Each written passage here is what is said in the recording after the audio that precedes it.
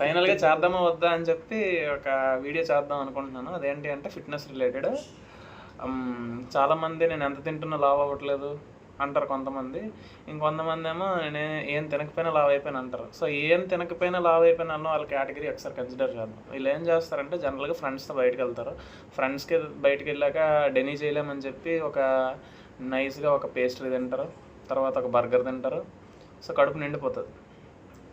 కడుపు నిండిపోకపోయినా కూడా ఇంటికి వచ్చి మళ్ళీ అన్నం తింటారు. పేస్ట్రీ బర్గరే కదా ఏముంది చిన్న స్నాక్ అని చెప్పి అనుకుంటారు. తర్వాత మళ్ళీ ఇది వచ్చి ఇలా తినేసరికి మళ్ళీ నార్మల్ యాజ్ ఇట్ ఈస్ ఎప్పటిలాగే ఉంటుంది. ఇక తినే వాళ్ళ పరిస్థితి ఎంత తిన్నా లావ్ అవ్వట్లేదు అనే వాళ్ళ సిచ్యువేషన్ ఒకసారి కన్సిడర్ చేస్తే పళ్ళెం నిండా అన్నం పెట్టుకుంటారు. అది 10 నిమిషాల్లో కంప్లీట్ చేయాల్సిన దాన్ని ల్యాగ్ చేస్తూ అలాగా ఒక అరగంట సేపు దాన్ని డ్రాగ్ చేస్తారు. సో తినే ఫుడ్ ఎప్పుడు కూడా మైండ్తో కనెక్ట్ అయ్యి ఉండాలి. తినే ఫుడ్ని ఎంజాయ్ చేస్తుంటే మనం లావ్ అవుతాం. అలా కాదని చెప్పి సినిమా చూస్తూ తింటాను, లేకపోతే ఏదైనా ఒక గేమ్ ఆడుతూ తింటానంటే దొబ్బతాం, బేసిక్గా దొబ్బతాం. సో ఇక్కడ మనకి ఈ 2 కేటగిరీస్ కన్సిడర్ చేసేటప్పుడు మనం తినే క్యాలరీస్ కౌంట్ చేసుకోవాలి. ఫస్ట్ ఆఫ్ ఆల్ ఏది పడితే తింటాం, బిర్యానీ తింటాం అంటే అవ్వదన్నమాట పని.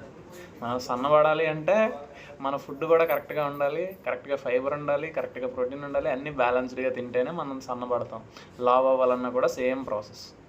తినాల్సిన ఫుడ్ టైంలో తినాలి, ఆన్ టైం తినాలి, కరెక్ట్గా తినాలి.